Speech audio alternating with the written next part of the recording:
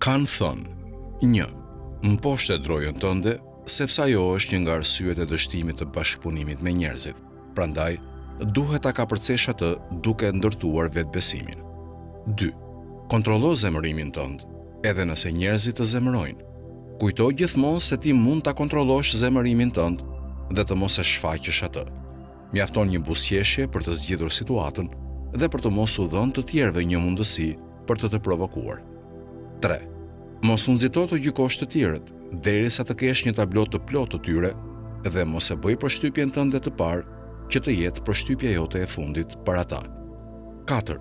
Mos i nënvlerëso të tjerët, pavarësisht nivelit të tyre. Nuk mund të imagjinosh ndikimin e ofendimit të tyre, prandaj bëj kujdes dhe zhvilloj aftësitë tuaja. 5.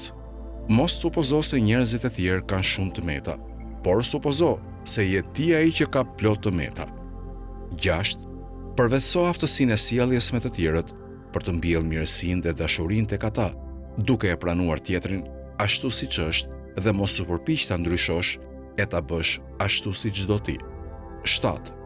Mos qëndro në mendimin tënd deri në kokëfortësi. Dëgjo me vëmendje të tjerët, sepse është e mundur që të zbulosh diçka që nuk e ke dëgjuar më parë. 8. Lavdëroj dhe falenderoj të tjerët, por pa lajka e pa hipokrizi, sepse fjala e vërtet është magjia e jetës. 9. Bëhu modest me të tjerët, pasi modestia është një tipar që i bën njerëzit të dashur për ty dhe i bën ata të ndihen rehat kur bashkëpunojnë me ty, pa u shtirur e pa u mburrur. 10. Kujtoj gjithmonë se nuk ka njeri më të mirë se ti, të gjithë kanë probleme dhe dështime. 11. Interesimi yt i tepruar për një person që e do, e bën atë të ndjej se ti ke nevojë për të.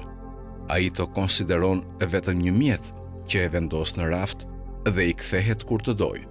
Ndaj, të këshilloj që t'i japësh çdo personi sipas interesimit të tij.